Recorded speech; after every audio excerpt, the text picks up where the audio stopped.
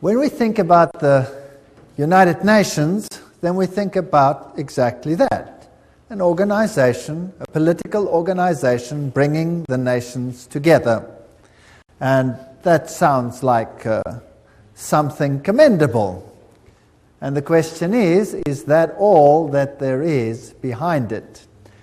Do you remember that at the Tower of Babel, God separated the nations? Now, if you look at the headquarters of the United Nations in New York, this is really quite a fascinating building.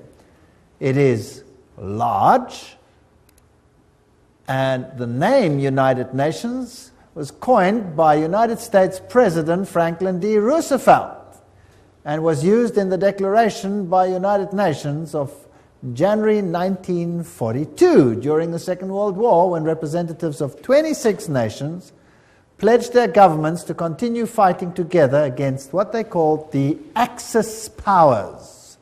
Interesting name, Axis powers. Today there's another axis that is being fought, and that is known as the Axis of Evil. Have you heard of that? The forerunner of the United Nations was the League of Nations, and this was an organization in similar circumstances during the First World War and established in 1919 under the Treaty of Versailles to promote the international cooperation and to achieve peace and security. This comes straight from the UN webpage, so nothing strange about that. It's just plain history. Some more from that. In 1945, representatives of 50 countries met in San Francisco at the United Nations Conference on International Organizations, and they drew up a United Nations Charter.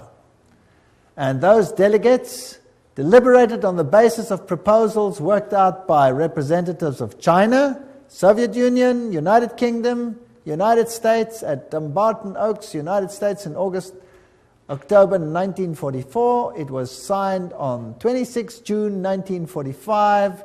50 countries. Poland was not represented and became one of the original 51 member states. So it officially came into existence on the 24th of October 1945, when the Charter was ratified by China, France, Soviet Union, United Kingdom, United States, and by a majority of the other signatories. And every 24th of October, they celebrate this founding of the United Nations. Now, let's have a look at this Charter of the United Nations. This is a very interesting piece of history. Well, Arthur Balfour, do you remember that name? We've used it before. Who was a member of Hort's Apostles? You remember Hort? This was the professor that helped to produce the Greek text that changed the emphasis of the Bible and removed many of the aspects of Jesus Christ's power and sovereignty from the Word of God. And the apostles were the secret society that functioned and at that time, and Hort was a member as well as Arthur Balfour. Hort called this group a Senior Apostles Club, as well as president of the Psychic Research Society, Society for Psychic Research, soon became Prime Minister of England, Arthur Balfour, and instrumental in the First League of Nations. So this Prime Minister was also, of course, active in the writing of the original Charter of the League of Nations, much of which formed the basis for the United Nations. He not only headed the Society for Psychic Research, holding seances at his home, but he initiated a group called the Synthetic Society, whose goal was to create a one-world religion. That's a very interesting point of history. And he invited a certain Frederick Mayers of the Society of Psychic Research to join, and together they created the preamble of all religions, and it includes the dogma, departed spirits can communicate. Obviously, if you belong to such a society, then that is part of the situation. So built in somewhere over there was the wish to bring all religions together. Now let's have a look at some of the historic figures of the United Nations. Alger Hiss, he became the acting Secretary General of the establishment of the United Nations. The April 16, 1945 issue of Time magazine called him one of the State Department's brighter young men. It was Hiss and Joseph E. Johnson who later became Secretary of the Bilderbergers. So here we have all the secret societies again, who wrote much of the United Nations Charter. So very high Freemasons, Bilderbergers, were responsible for this charter. Now we know what they believe. We've already had a lecture on that, and I would refer people back to that lecture. Patterning it after the Constitution of Russia and the Communist Manifesto. This is very interesting. So the Constitution of the USSR is almost identical to the Constitution of the United Nations, for those who did not know that. And there are all the references. Everything that I say is referenced. I'm just reading. So please, nobody get angry with me. Get angry if you want to with whoever set this thing up. I had nothing to do with it. Winston Churchill, the creation of an authoritative world order is the ultimate aim towards which we must strive, and the United Nations formed part of that. Charles de Gaulle, who was also instrumental, nations must unite in a world government or perish. So the big figures involved had this philosophy. Then there is a man, I don't know how to pronounce his name, Trygve Lie. The first official UN Secretary General was a high-ranking member of Norway's Social Democratic Party, which was, by the way, an offshoot of the Third Communist International. And then came a man, Dag Hammarskjöld. And he was the second Secretary General. He was a Swedish socialist. He openly pushed communist policy. And then came U Thant, the third Secretary General, and he was a Marxist. So here you can see how the philosophy in the beginning was programmed. Now, I would like you to understand that this is not a method to go anti-capitalist, because the United States was a signatory of this charter. So why would the United States actually sign something that was so obviously contrary to their own philosophy? Well, if you remember the Hegelian principle, where two opposing viewpoints are set into the world, and neither of them is really the viewpoint you want to achieve, what you really want to achieve is a synthesis between the two. So what you see actually is you see socialists in the overriding capacity of Secretary Generals, although whether they have Marxist leanings or capitalist leanings at that level doesn't make any difference. The method is just to bring about a synthesis, which is the desired government of all of them. So out of this chaos, you eventually get whatever you want. Now, U Thant, he was, of course, one of the earliest Secretary Generals. He said, "World Federalists hold before us the vision of a unified mankind living in peace under a just world order. The heart of the program, a world under law, is realistic and attainable." Just to remind you of what we have said before. And of course, behind the scenes, always, you have the papacy. As you can see in all of these lectures, the papacy always very heavily involved. Here is Pope Paul VI with Secretary General U Thant. Now this man was a Marxist. Or let's rather put it this way. Publicly, he pushed a Marxist agenda. But if he was a true insider, then he had neither agenda, and this was just for an appearance sake, as Hegel also said. So it is not surprising that here we have a handshake with another Secretary General whose name was Waldheim. Now, what was the agenda, or what was the political view of Waldheim? Anybody know? He was a Nazi. Yes. So you can see the Hegelian philosophy coming out here. There you have Marxism, antithesis. There you have Nazism, thesis, in between, synthesis. So it didn't really matter which of the philosophies they espoused, as long as the end result was the same. Pope Paul VI, by the way, is the first one to introduce this bent cross or broken cross. Let's read about what this means. Pope Paul VI wrote a papal encyclical that called on the nations to abandon sovereignty to form a world government. So the Pope himself was behind this and actually called for such a government. And about this twisted cross, here's the quote for you.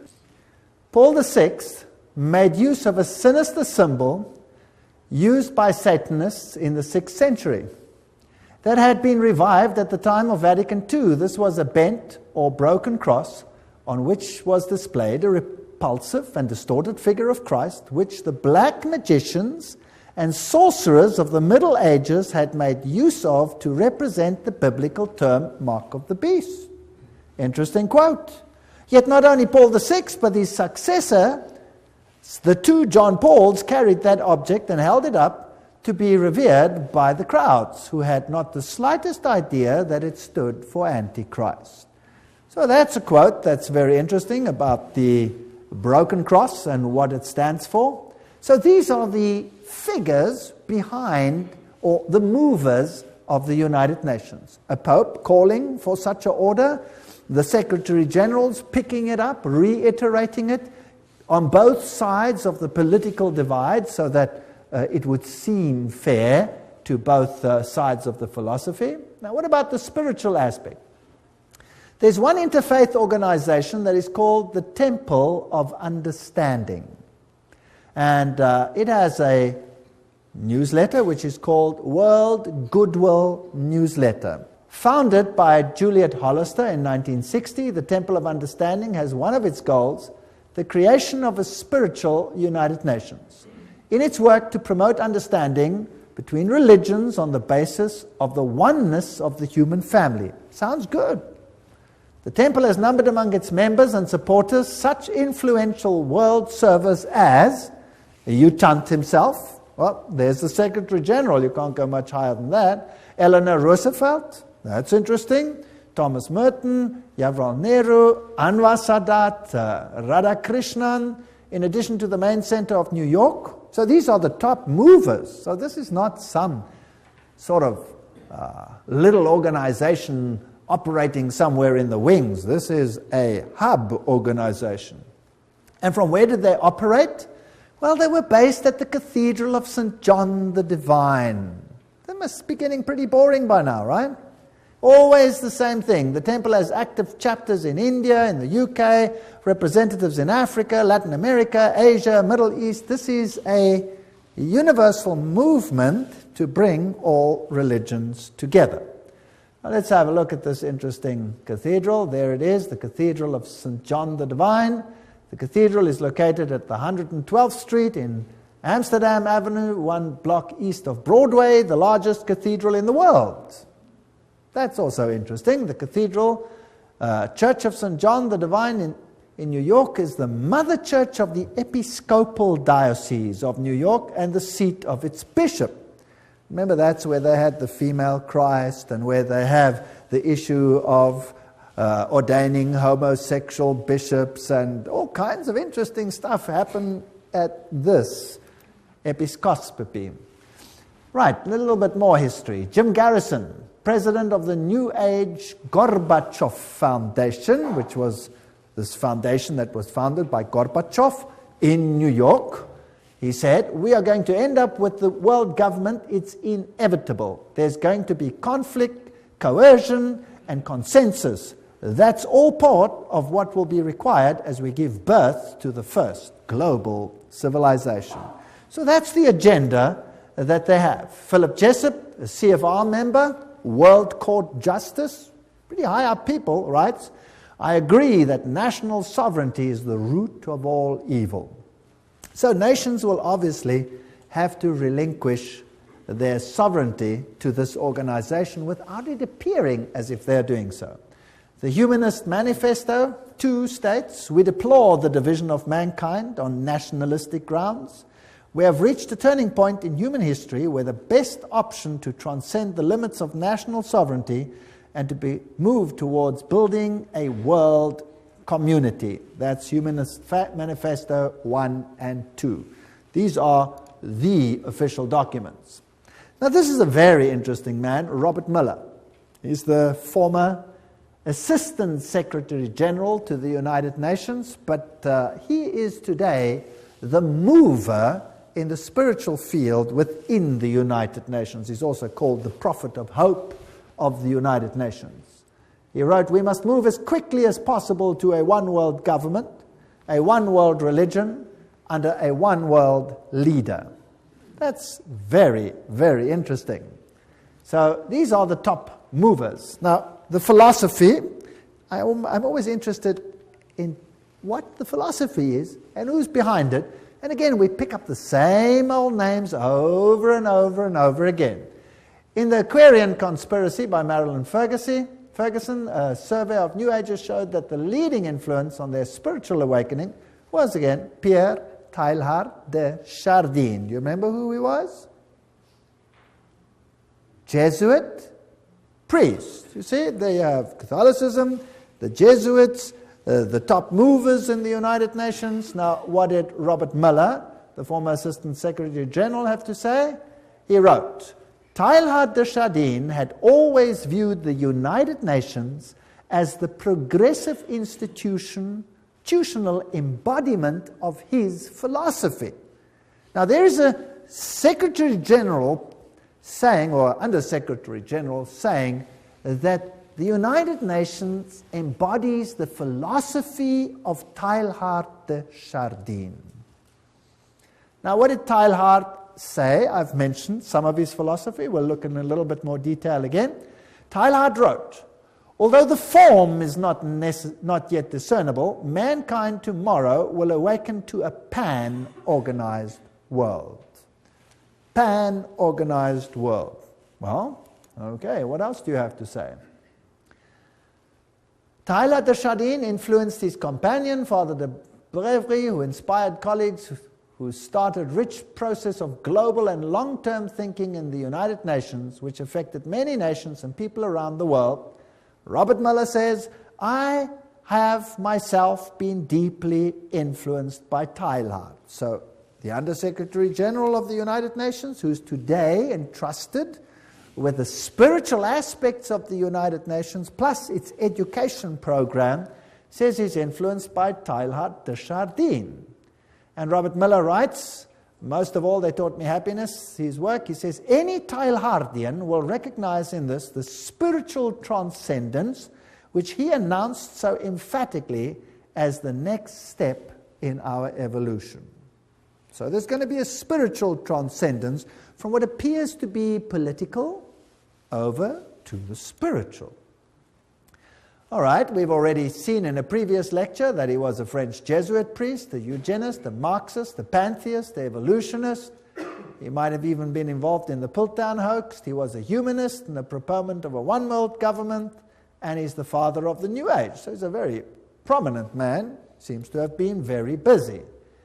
He dreamed of humanity merging into God and each realizing his own godhood at the Omega point. This belief has inspired many of the New Age leaders. In fact, Chardin is one of the most frequently quoted writers by leading New Age occultists. That we've had too when we discussed the New Age movement. But just to remind you, so we can merge into God. This is what the man looks like. This comes straight from the Jesuit web pages themselves. And they'll talk about his evolutionary synthesis, world of the mind and spirit, physical world with the world of mind and spirit, a union of those. And here are a few of his quotes. Just to go into a little bit of detail, this is the spirit of the philosophy of the United Nations. Interesting. "It is a law of the universe that in all things there is prior existence. Before every form there is a prior but lesser evolved form. Each one of us is evolving towards Godhead." So we are all becoming God. Wonderful philosophy. What I'm proposing to do is to narrow that gap between pantheism and Christianity by bringing out what one might call the Christian soul of pantheism, or the pantheist aspect of Christianity. That's fascinating. So God is in everything. God is not a separate entity. We ourselves are God, or part of God. If you are a pantheist, that's what you believe. I can be saved only by becoming one with the universe. That's pantheism. It's also the philosophy of Buddhism. I believe the Messiah whom we await, whom we all without any doubt await, is the universal Christ, that is to say, the Christ of evolution. Right, that's Teilhard de Chardin's philosophy. Isn't that interesting? So, unfortunately, I cannot agree with one single iota of that philosophy. It's not biblical. In fact, it's blasphemous. A general convergence of religions upon a universal Christ who satisfied them all. That's what Teilhard de Chardin said, Christianity and evolution. This is his quote. His quote. So a convergence of religion that satisfies them all. And he saw the United Nations as the embodiment of this philosophy. That seems to me the only possible conversion of the world and the only form in which a religion of the future can be conceived. That means everybody must come together. Now, how do you get all the religions to come together and to bury the hatchets and their differences? You create a pain of separation, chaos, that exceeds the pain of unity. Is that understandable? That's how you do it. That's Hegelian philosophy. That is Freemason philosophy. So today we're in the pain stage, and the next phase will be unity or inexplicable pain. That's the choice. And mankind will quite readily choose which one. The lesser pain, obviously, to survive. Now let's have a look at all these secretary generals and whether they are actually embodying this philosophy or not. This is Dag Hjalmar Agne Hammarskjöld. He was the Secretary General of the United Nations from 10 April 1953 to 1961. Then he met his death in a plane crash, and he was the fourth son of the Prime Minister of Sweden during the years of World War I. He was the first one. Now, what did he do in the United Nations? Well, one of the first things he did was to produce or create a prayer room. And there it is on the left-hand side. A stone in the middle of the room was placed to tell us we may see it as an altar, empty, not because there is no God, not because it is an altar to an unknown God, but because it is dedicated to the God whom man worships under many names and many forms. Very interesting. So there is this prayer room with only this stone altar, which is built to be shaped like a rectangle, if you like, which has certain interesting meanings, and the whole building, the whole room, has the shape of a trapezoid. Now, what does that mean? Well, there's also an all-seeing eye, and that symbol that we see over here amongst the Hittites is also the symbol, if you look carefully, of the United Nations, which has the laurel wreath and which has the face up there, which is just replaced with the earth. Now, perhaps the best way to comprehend what the all-seeing eye represents is to examine the architecture of the meditation room of the United Nations building in New York. The meditation room is shaped as a pyramid, a trapezoid. Without the capstone, inside the room is dimly lit, but coming from the ceiling is a narrow but concentrated pinpoint beam of light which radiates down to a bleak stone altar. On the wall straight ahead is a breathtaking modernistic mural that is dynamically endowed with occult symbolism, containing 27 triangles and various configurations, a mixture of black and white and colored background and a snake-like vertical line. At the center is the all-seeing eye, which grips the millions of annual UN visitors with its stark, beckoning image of suspicion and omnipresence. This is the quote from Tex Mars. And some more quotes. The meditation room faces north-northeast. To enter the room, one must proceed from darkness into light. Indeed, the middle order of the Satanic Brotherhood is called the Order of the Trapezoid. That's very interesting. And Anton LaVey, who is the founder of the Church of Satan, refers to an occult principle known as the law of the trapezoid. So we seem to have a very occult room here, which is dedicated to a God that can be served under any name. The one that I know has one name. One name.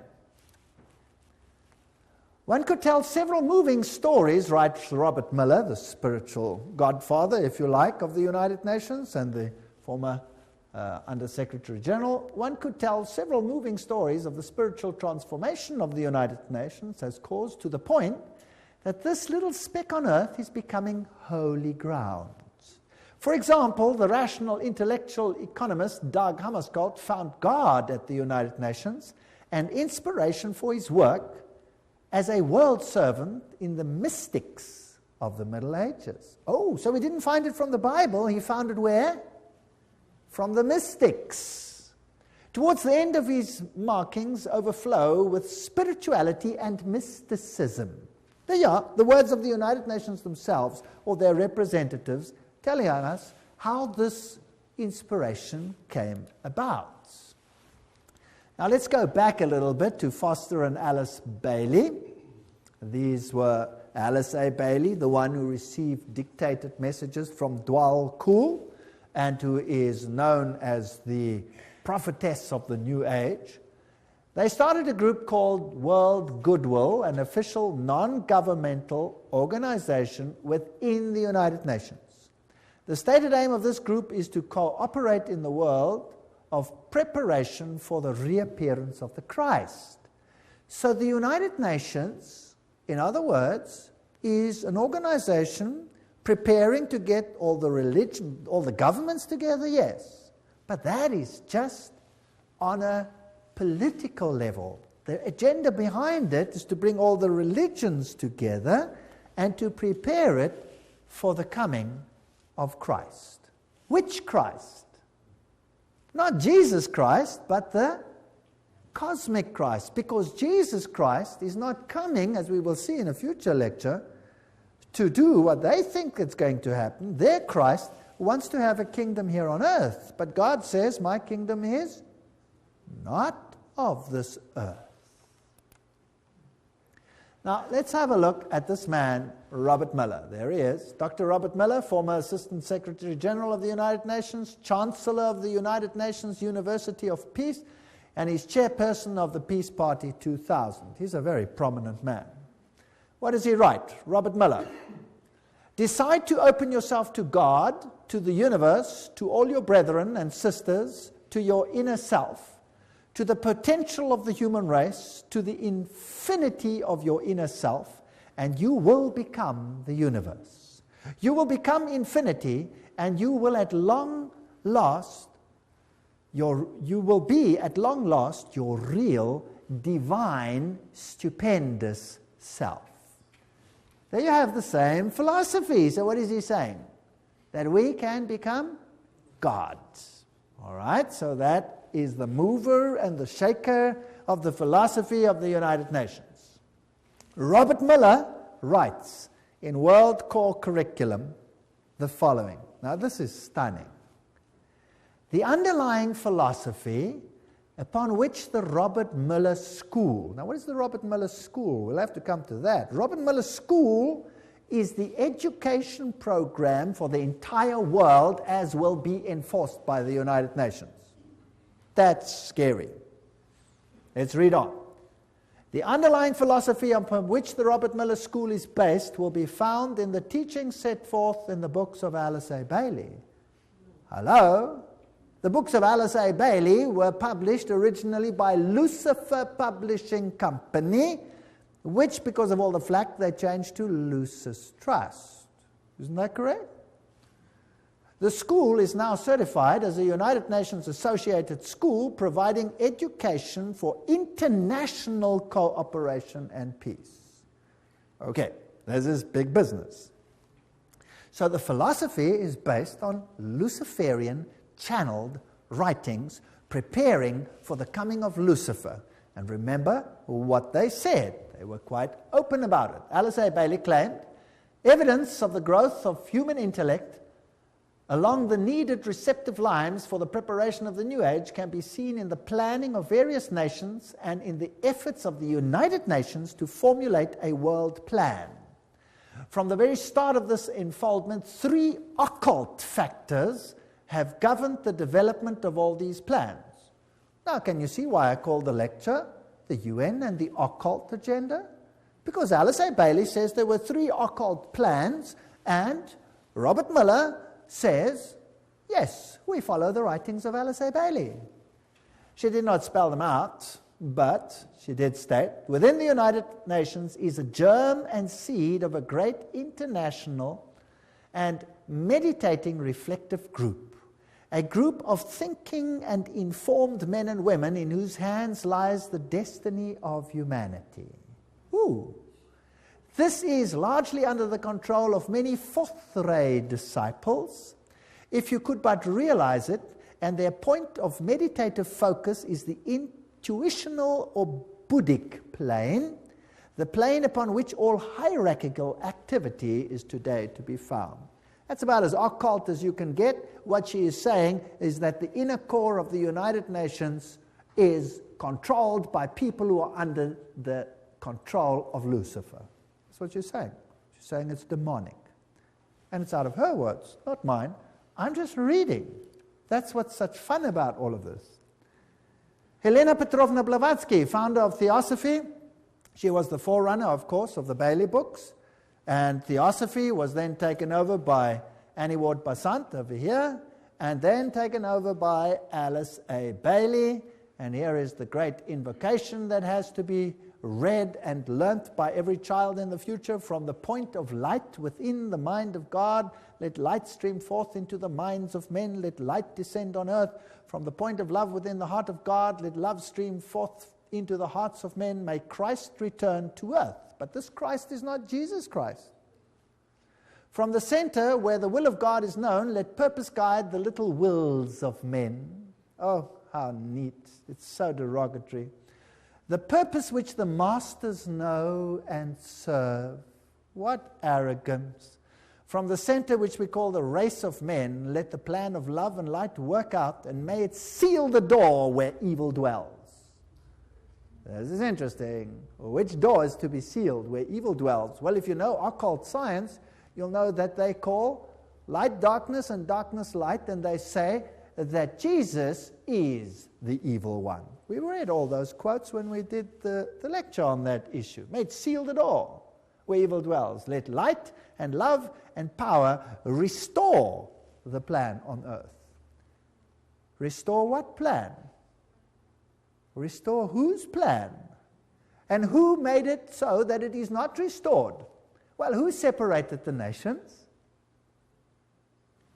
God separated the nations. What is the focus of the United Nations to? Unite the nations. So they want to restore that which the, in inverted commas, evil one happened to mess up with one brilliant move of confusing the languages. Well, just goes to show, one word of God and he's confused for 4,500 years. Who's really in control here? Well, here's Annie Basant in her 33-degree Freemason regalia. Co-Masonry, you'll remember we dealt with this issue. The Theosophy textbook teaches immortality, reincarnation, the deity of man. Statements by this Dwal Kul, who also inspired Alice A. Bailey. He talks about Alice A. Bailey, know me still by another name and office, AAB. Alice A. Bailey knows who I am and recognizes me by 2 of my names. Now that's interesting because there are 2 names, and we will see the 2 names in a future lecture, what the names are, and then it gets very interesting. This is a detective story. It's a very exciting one.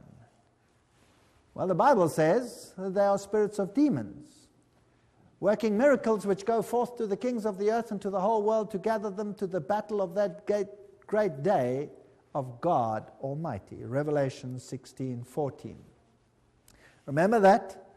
Helena Petrovna Blavatsky, the founder of this movement, of which Alice A. Bailey became the high priestess, if you like, said Lucifer represents life, thought, progress, civilization, liberty, independence. Lucifer is the Logos, the serpent, the Savior.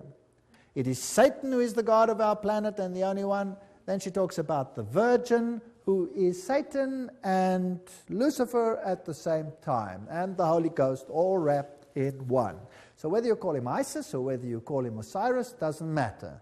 Whether you call him Baal and Ashtoreth, doesn't matter. Two names. He always comes under two names, two principles. Alice A. Bailey, she succeeded Besant as leader of Theosophy. Her husband was a 32-degree Freemason and also, of course, part of co-Masonry. There she is, priestess and prophetess of the New Age movement, who received these messages from this spirit entity, which has to be a demon, Dwal Kor. Her writings, as we have said, were one of two women to be one of the most prolific writers of modern times. Her main aim, the problems of humanity, getting all humanity together again, and preparing the world for the coming of Christ. And we have read this quote already. I dedicate myself anew to the service of the coming One. One is an acronym in the occult for Lucifer. And will do all I can to prepare men's minds and hearts for that event. I have no other life intention. She writes, the Tibetan, this is now this Dwal Kor, has asked me to make clear that when he is speaking of the Christ, he's referring to his official name as head of the hierarchy. The Christ works for all men irrespective of their faith. He does not belong to the Christian world any more than to the Buddhist or Mohammedan or any other faith. There is no need for any man to join the Christian church in order to be affiliated with Christ. So obviously it's not Christianity. The requirements are to love your fellow men, lead a disciplined life, recognize the divinity in all faiths and all beings, and rule your daily life with love. First of all, he will come to a world which is essentially one world, Alice A. Bailey wrote. So it doesn't even have to be a fully united world. The major effect of his appearance will surely be to demonstrate in every land the effect of a spirit of inclusiveness. Now, I want you to ponder this. This is very important. So his main aim will be to develop a spirit of inclusiveness. And inclusiveness which will be channeled or expressed through him. So his spirit will work to bring this about. All who seek right human relations will be gathered automatically to him. So not all who seek Jesus Christ, no, all who seek right human relations. Can you see the emphasis to mankind again? All who seek these will automatically be gathered to him, whether they are in one of the great world religions or not. So we need a spirit of inclusiveness. But let's continue. All who see no true or basic difference between religion and religion, or between man and man, or nation and nation, will rally around him. Now, those who embody the spirit of exclusiveness and separateness will stand automatically and equally revealed, and all men will know them for what they are. Ooh, nice. What does the Bible say on this issue? The Bible says, come out and be separate. The Bible asks for a spirit of separateness. The United Nations, by its very nature, has no option but to ask for a spirit of inclusiveness. But now, what if the high movers behind the scenes are actually occultists and Luciferians?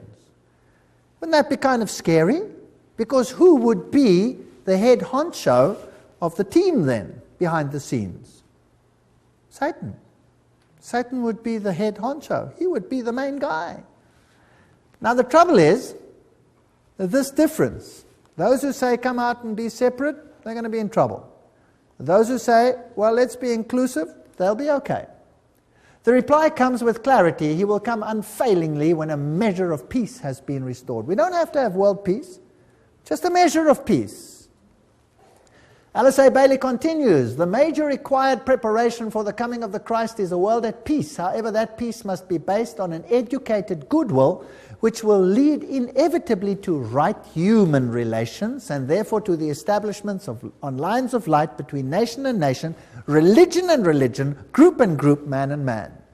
So the only way we're going to have this community is by putting everybody into the melting pot and becoming one. That means giving up your differences.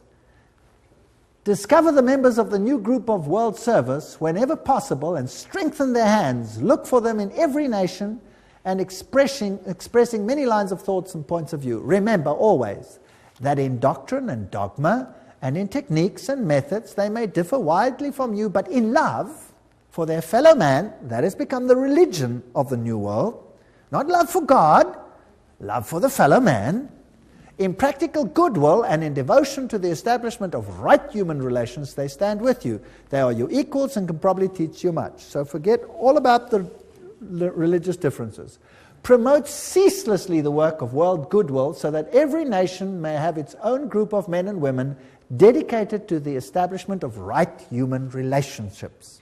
The whole power has to shift to man rather than to God.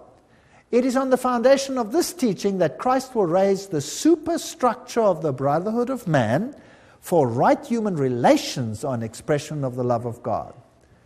And this is all we hear in the sermonizing of the New World. What is important is right human relations. What is important is that we accept one another as we are. And it goes on and on and on and on. But faithfulness to God, biblical principles, no, they have to be given up. Share International says, but the day will dawn when the vision of the United Nations will save the world, and when the reality of the United Nations starts bearing fruit, then the breath of immortality will be a living reality on earth. And there is the spiritual leader of or the present priest, if you like, in the United Nations, the Hindu Sri Chinmoy. He says the United Nations is the way to oneness that leads to the supreme oneness, capitalized. It is like a river flowing towards the source, the ultimate source. And the United Nations becomes for us the answer to world suffering, world darkness, world ignorance. The inner vision of the United Nations is the gift supreme. And this will be realized no matter how many years it takes.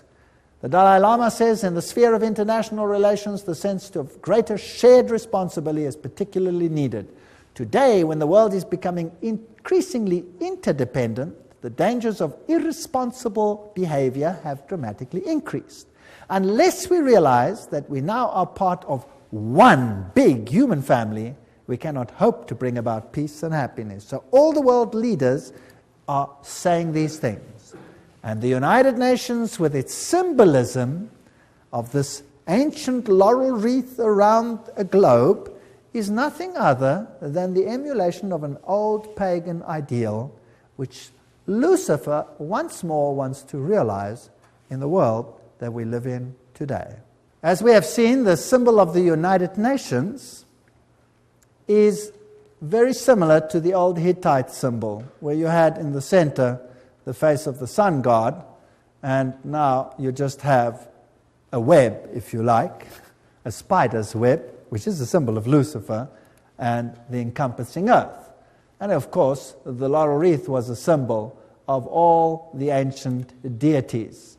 So we find all for one, all together now, we are the world, was the 50th celebration of the United Nations. The New Age agenda was to merge God and nature. That's what Teilhard de Chardin, the father of the philosophy of the UN, said. We must become pantheistic, eradicate male-female distinction, world peace, nuclear disarmament, one world government, one world religion. The organizations leading up to this, the United Nations, of course, Council of Foreign Relations, Trilateral Commission, Bilderbergers, Gorbachev Foundation, and the Club of Rome. And they've already put up a constitution which is known as the Constitution for the Federation of Earth. So we already have a world constitution. Now, obviously, if you want to bring about a situation like that, you have to influence the education of the world so that the mindset and the thinking of people is changed. So education is a very important point. This comes straight from their own web pages. Wow, you cannot say this is hearsay. It comes straight from them, unol.org. The world will not change and find peace if there is not a new education. U Thant, former Secretary General of the United Nations. We need a new education. The old one's no good. The former director of the World Health Organization, Dr. Brock Chisholm, of course that's also a United Nations organization, says, to achieve world government it is necessary to remove from the minds of men their individualism. That's kind of scary, don't you think? Loyalty to family traditions. Oh, that's even worse. National patriotism and religion's dogmas. Now, these are the movers of the United Nations. Your individualism must go. You must become a number. Just doing what the state says. This is Marxism.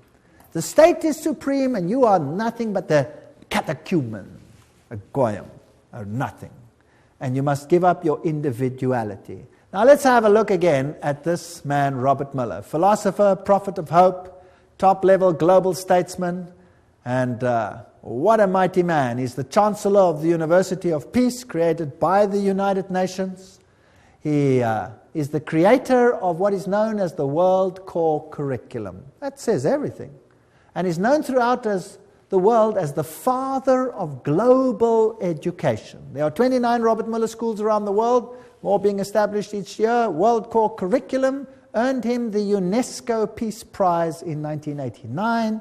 He has recently drawn up a framework for world media coverage. What you see on your television is what you're supposed to see, not what you should see. As a public service as well as a framework for planetary and cosmic consciousness. Wow, so your mindset, your cultural mindset must be changed, your framework for the arts and culture. These are occultists speaking. After all, he said so himself. He says he follows Alice A. Bailey. He's the author of the World Core Curriculum. What does that do? Everything is a quote. Steer our children towards global citizenship, earth-centered beliefs, socialist values, the collective mindset, which is becoming a requirement of the 20th century workforce. Your children will have to be modified. We are living in a frightening world. Robert Muellera, what does he write about a World Core Curriculum? He says a World Core Curriculum might seem utopian today, but by the end of the year 2000, have we passed that? Yes. It will be down-to-earth daily reality in, what does it say there? All the schools of the world. Now, believe you me, I have been in the education system. I officially left the education system 1 month ago. And what I have seen in the last few years, the changes are hair-raising. Hair-raising. If that is what is awaiting us, then God help this world. We've already seen, he says, the philosophy is based on Alice A. Bailey. And World Core Curriculum, this is unol.org, that is their own one. What is their teaching? Our planetary home, place in the universe, our place in time, that's all the evolution stories. The family of humanity, that's global humanity, the miracle of individual life, and the coordinating centers of the world, where they all are, the Robert Muellera Schools International. What do they teach? Well, they have, for example, the Shaman Institute, and they have all these nice, interesting occult signs for all the things that they stand for. Eleusis, the all-seeing eyes, humanistic psychology. This is one of the Robert Muellera School's teaching points.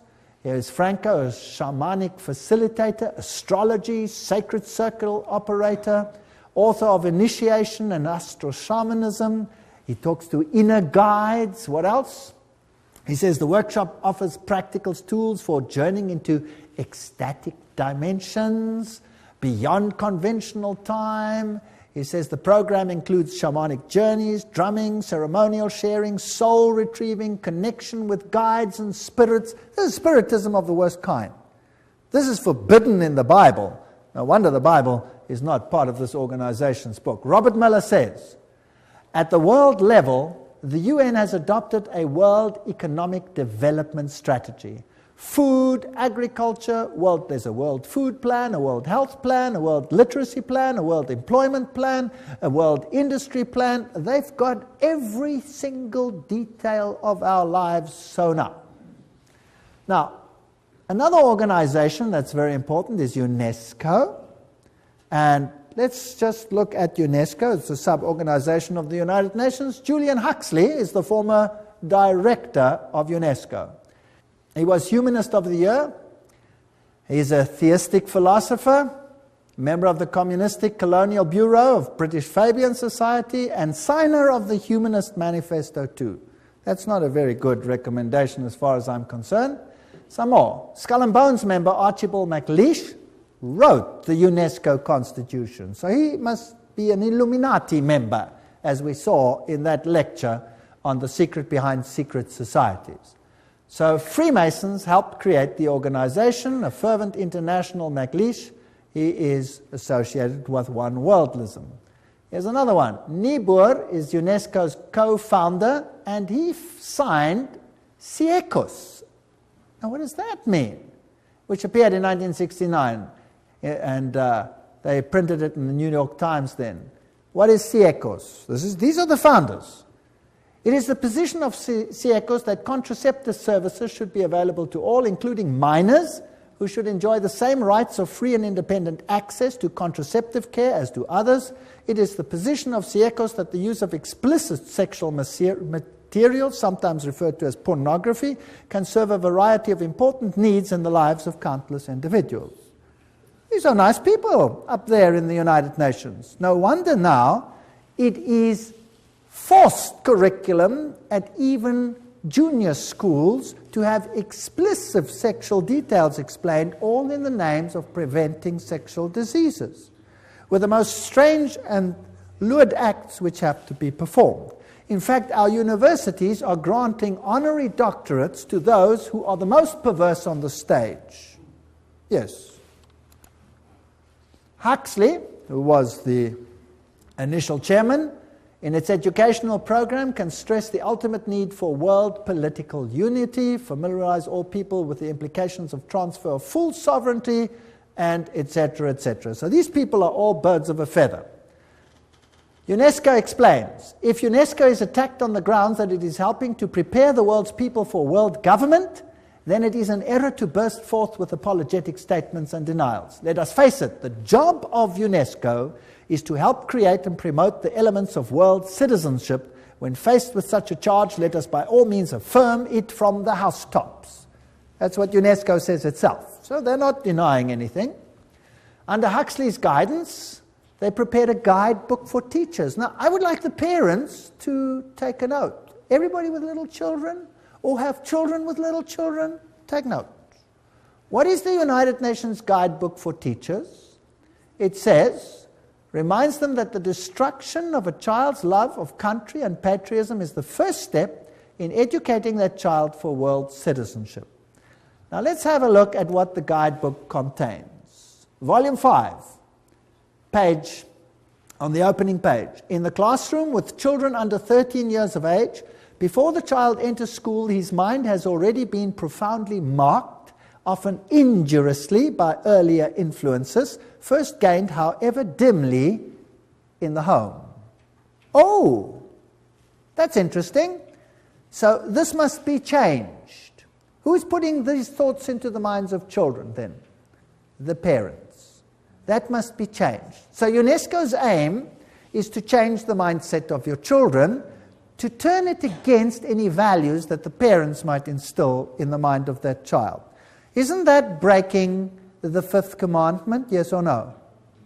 Honor your father and your mother that you may have a long life. Isn't this breaking the fifth commandment? I think it is. On page 8, the teacher is told, the kindergarten or infant school has a significant part to play in the child's education. Not only can it correct many of the errors of home training, but it can also prepare the child for membership at about age 7 in a group of his own age and habits, the first of many such social identifications that he must achieve on his way to membership in a world society. Aha, the kindergarten. So now, the governments of the world are saying, you must send your kids to school earlier. Did you know that? That the governments are beginning to say that? And England now passed a rule when? This year. This very year. Guess when kids go to school from this year onwards in England? Age 3. Yes, age 3. You have to send them to preschool. That's nice, and the mothers love it because they don't have to take care of the kids. But who's controlling the mindset of the kids? And who's behind it? Occultists.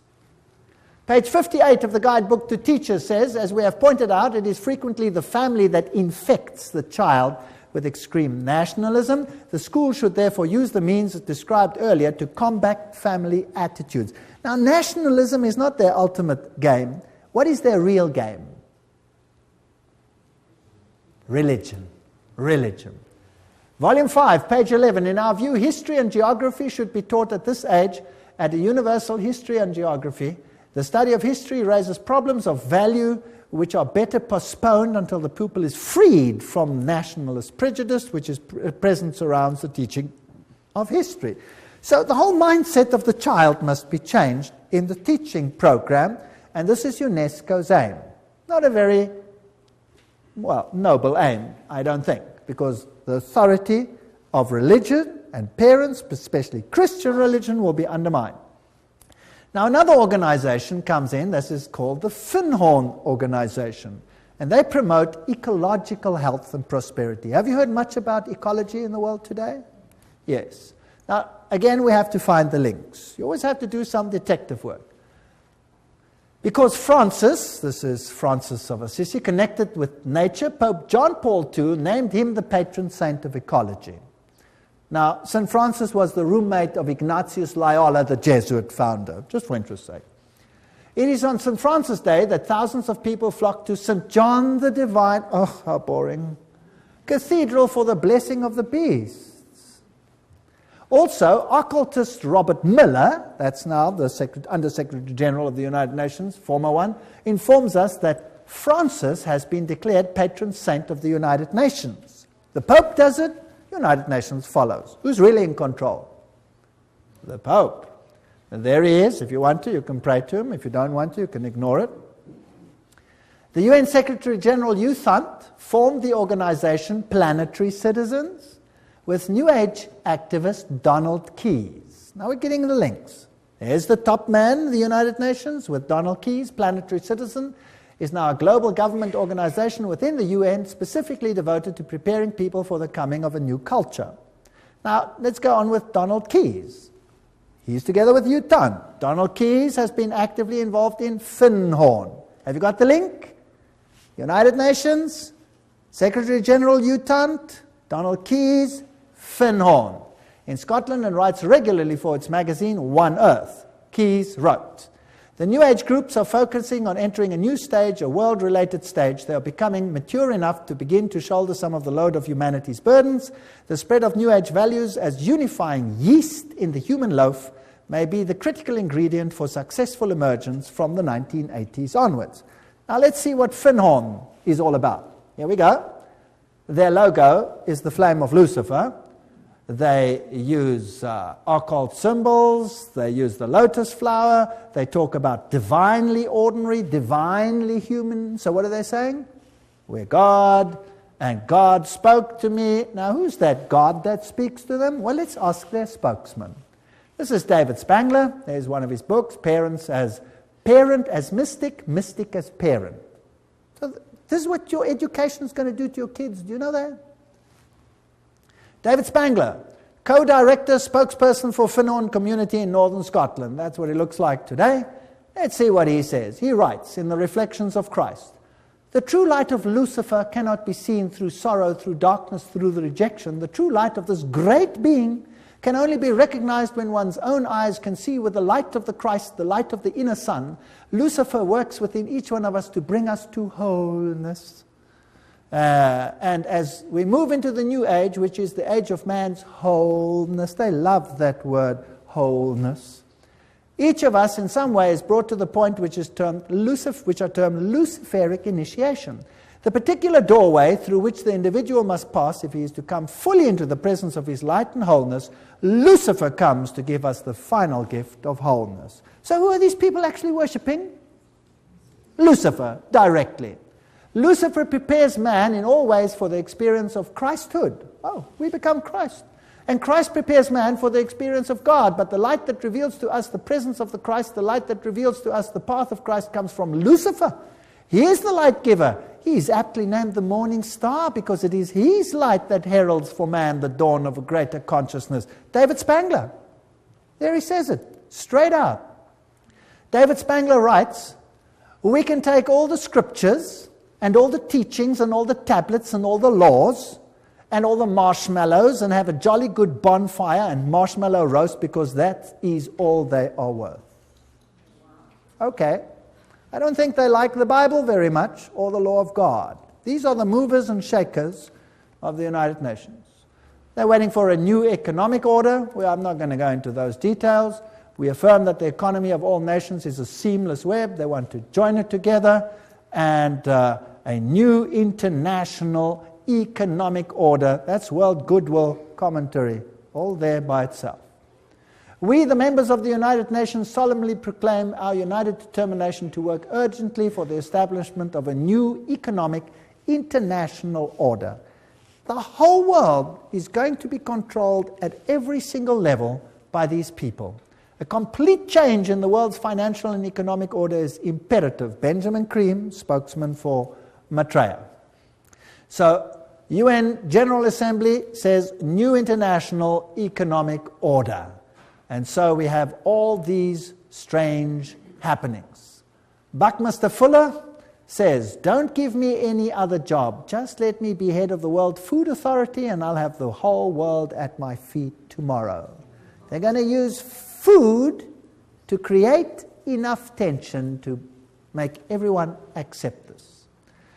Benjamin Cream also wrote, the industrialists, economists, administrators of great experience and achievement who with a hierarchy, that's a bunch of demons by the way, have worked out plans and blueprints which will solve the redistribution problems of the world when the political will is there to implement them. So that means when they start stealing from those who have and give it to all the others.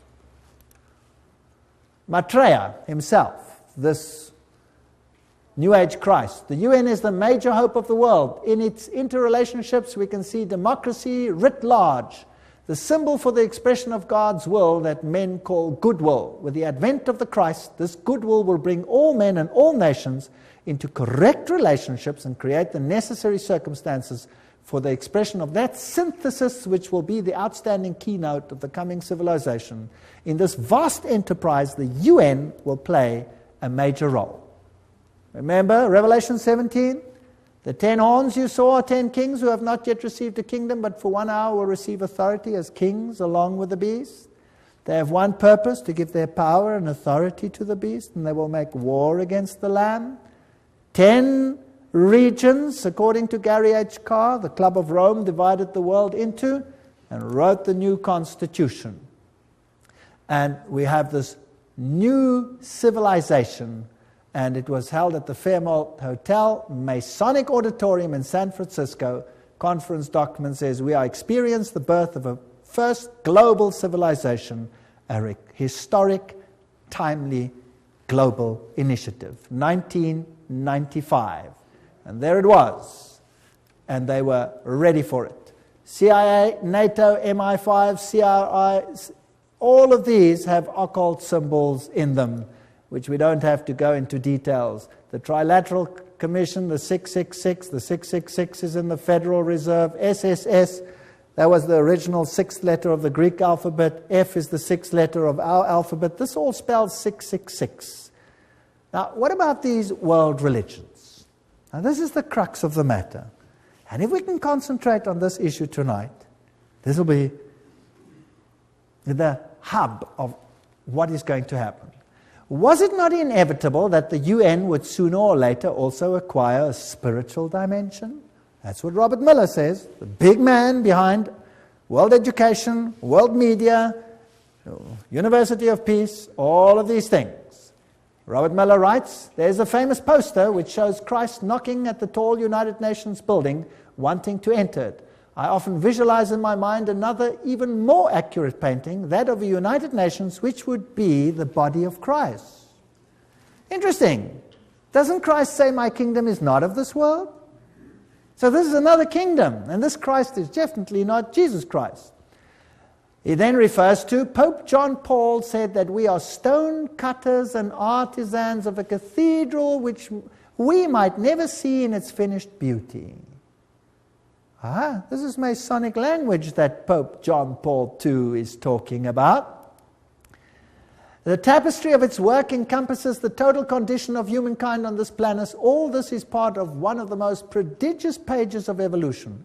It will require the detachment and objectivity of future historians to appraise fully what happened in the last third of our century and to understand the real significance of what the United Nations was. No human force will ever be able to destroy the United Nations. Very interesting. For the United Nations is not a mere building or a mere idea. It is not a man-made creation.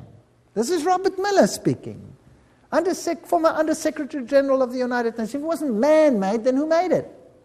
Who made it if man didn't make it? Well, they told us who the leader is in so many words. Who is he? Lucifer. Okay. The United Nations is the vision light of the absolute supreme Masonic signal language, which is slowly, steadily, and unerringly illuminating, you know the buzzwords by now, the ignorance, the night of our human life.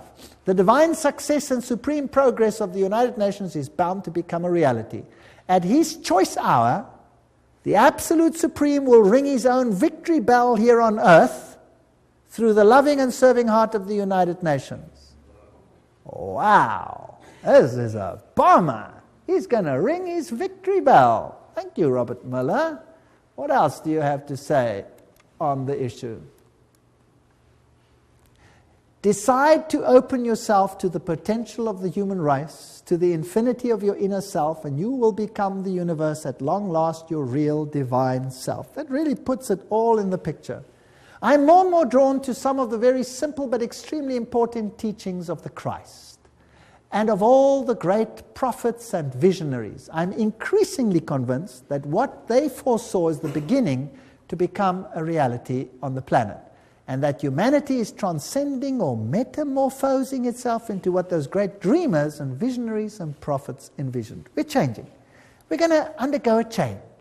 The world's major religions in the end all want the same thing. Do they? Even though they were born in different places, different circumstances, what the world needs today is a convergence of the different religions in the search and definition of the cosmic and divine laws which ought to regulate the behavior on this planet. Worldwide, spiritual ecumenism, expressed in new forms of religious cooperation institutions, would probably be closest to the hearts of the resurrected Christ. Thank you. Very interesting. Peace will be impossible, Robert Muellera speaking, without the taming of fundamentalism. Through a united religion that professes faithfulness only to the global spirituality and the health of the planet. So fundamentalism has to be tamed. Let's start with Islam. Where do you think they will end? Certainly with Christianity. The New World religion must be based on those truths which have stood the test of the ages. They are steadily taking shape in human thinking, and for them the United Nations fights. My great personal dream, writes Robert Muellera, is to get a tremendous alliance between all the major religions and the United Nations. Well, this is fascinating stuff. There will not be any dissociation between the universal church and the sacred lodge of all true Masons and the inner circle of the esoteric society. That said Alice A. Bailey. Robert Muellera says that's their philosophy. So there you have it. Freemasonry, Luciferianism. This is the kingdom on earth. June 1995, an Interfaith Summit conference was held in San Francisco for the purpose of uniting the world's religions into a global organization the United Religions Organization, called UR. It will be an international, interreligious organization modeled after and affiliated with the United Nations, according to its literature, so it's Howard Dispatch Ministry. The URO launched its written charter in June 1997. The institution should be fully in place by June 2000, globally operational by June 2005. How far is that off? Oh, that's just around the corner. I get excited.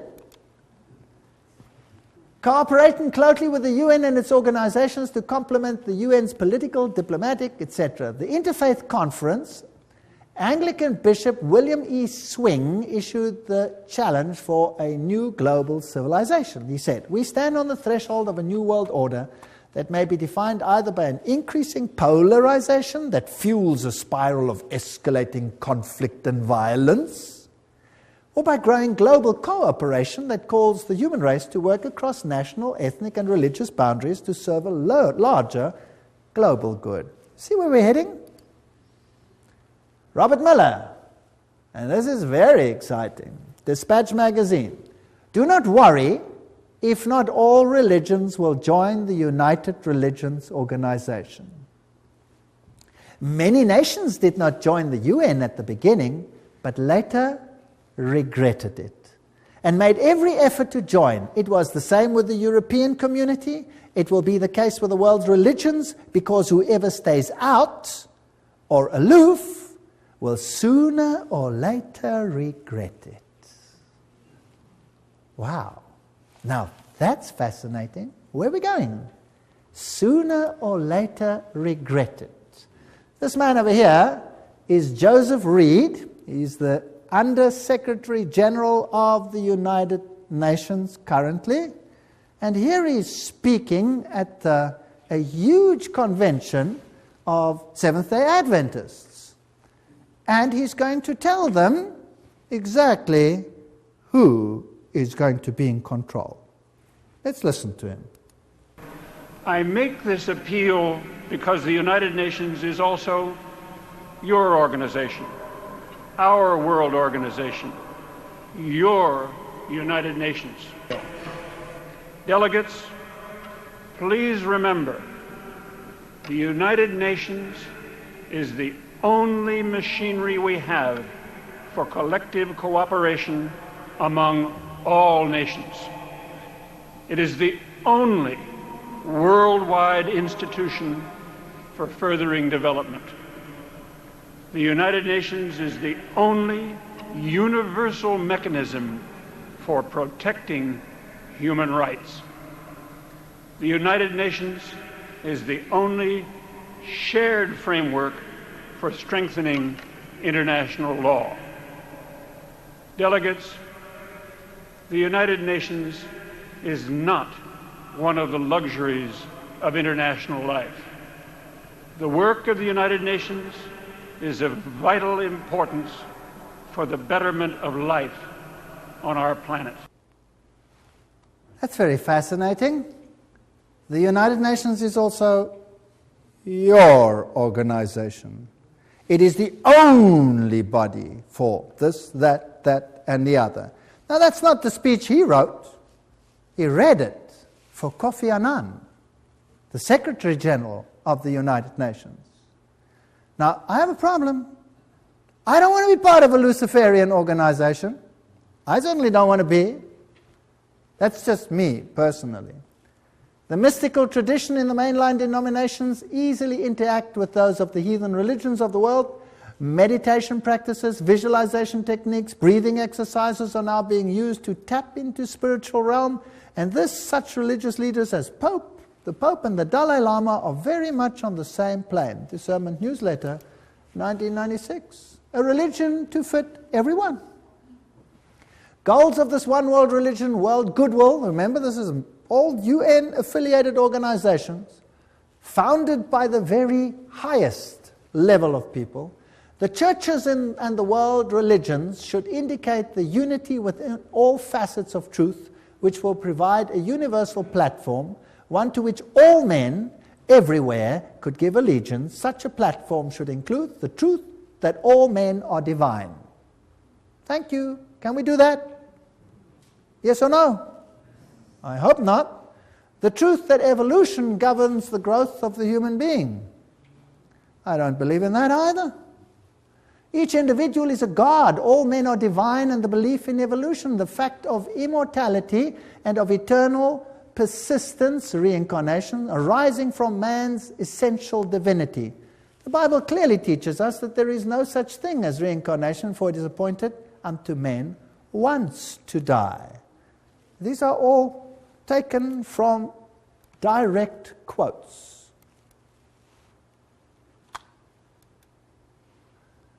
Preparation by men and women of goodwill is needed to introduce new values, new standards, and new attitudes, prepare for a coming world teacher, requirements of a new world order, and a reorganization of social structure. I want nothing to do with that. I want nothing to do with that. Alice A. Bailey writes, the same old formulas, the same old theologies, the same old interpretations are deemed adequate to meet men's modern needs and inquiries. They are not. The church today is the tomb of the Christ, and the stone of theology has been rolled to the door of the sepulchre. Oh, Jesus and his theology, goodbye. Goodbye. She writes, the day is dawning when all the religions will be regarded as emanating from one great spiritual source. All will be seen as unitedly providing one root out of which the universal world religion will inevitably emerge. Then there will be neither Christian nor heathen, neither Jew nor Gentile, but simply one great body of believers gathered out of all the current religions. That sounds nice. But whose religion will it be? They will accept the same truths not as theological concepts, but as essential to spiritual living. They will stand together on the same platform of brotherhood and of human relations. They will recognize divine sonship, will seek unitedly to cooperate with the divine plans. Such a world religion is no idle dream, but something which is definitely forming today. World Goodwill Letter, 1993, quoting it. These are United Nations organizations. So obviously, the world is going to move towards this unified platform, and there will be some who propagate a spirit of separateness. Is that correct? Can we see that emerging? And then there will be conflict. And Robert Muellera says that those who do not want to go along with this will sooner or later come to regret it. So obviously we're heading for a clash. Muellera also said, we must hope also that the Pope will come before the year 2000 to the United Nations, speak for all the religions and spiritualities on this planet, and give the world the religious view of how the third millennium should be a spiritual millennium, a millennium which will see the integration and harmony of humanity. Who must be the spokesman for this new world religion? The Pope. The plan is coming together. Revelation is unfolding. This is exactly what the Bible speaks about what will happen. Instead of becoming dejected and miserable, then lift up your heads and start smiling, because we're going home. This is exciting.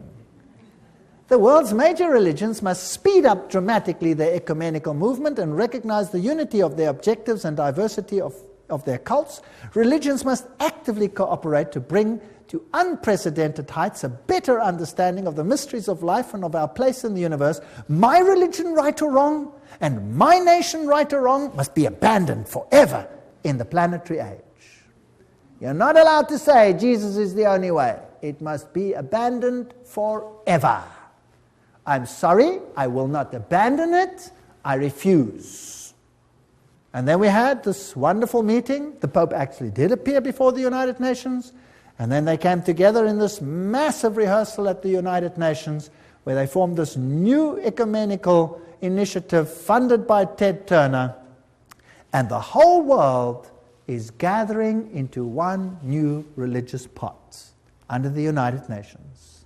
And I saw one of the heads, as it were, wounded to death, and his deadly wound was healed, and all the world wondered after the beast. Revelation 13:3. Joshua 24:15. And if it seems evil unto you to serve the Lord, choose you this day whom you will serve, whether the gods which your forefathers served that were on the other side of the flood, or the gods of the Amorites in whose land you dwell. But as for me and my house, we will serve the Lord. That's the decisions we have to make. Those are the issues before us. And the sad thing is, I'm not making this up. I'm just reading it off the screen. I'm really not making this up. I wish I was, but I'm not. So we are actually facing a crisis situation. But in the lectures that are now coming, we will have to look at the other side of the coin. We've had enough of this side of the coin, don't you think? I'm sick to death of it already. Now let's have a look whether God has an answer to what Satan is planning. Now I had handed out another little card over here, and I've got a question on there. I'm beginning to see that the battle is not really political. Did you see that tonight? The battle is not really political, but religio-political. They want your allegiance and your mind. I see that the devil has it so set up that the whole world, and even if possible the very elect, are to be deceived and mesmerized by his devices. By God's grace, the second point, I do not want to be one of those that are deceived. I see that it is more than just being aware of the problem. I see that I will have to make a concerted effort to find truth and to become and remain undeceived. What is the only channel whereby we can find out the will of God? You tell me. The Bible. If God hadn't given us the Bible, we would be hopelessly at sea. Thank God, God gave us the Bible. What would we do without it? I wouldn't know where we're going. It would all seem logical. It would all seem okay. Everybody would be happy to climb onto this bandwagon, right or wrong. I want to know how Jesus will be victor in this controversy. All we've seen is Satan build up his kingdom. And that's exactly what the book of Revelation is about. I'm interested in learning more and to plan to attend the next lectures, because this is where the counter plan of God will start to be discussed. We're now going to go back to the Bible, and we're going to find out what God has in store for us. But if I could just be so daring as to ask, just show me your hands if you want to. Who sees that Jesus is being eradicated from the world plan? Who sees it? Wow, so there's a total onslaught on Jesus Christ. And we are just caught in the battle. Isn't that right? We're just caught in the battle. So what hope have we got of changing the status quo? None. None. If you think you can change this, forget it. We have no hope. Who is our only hope? Jesus Christ. He is our only hope. Without him, we are nothing. And that's why I can stand here today, because I know there's nothing I can do, but he can do something. He's even made it possible for me to stand here and speak to you. Isn't that great? All things are possible. Do you know that I've given these lectures in a Masonic hall? Yes. All things are possible. Absolutely amazing.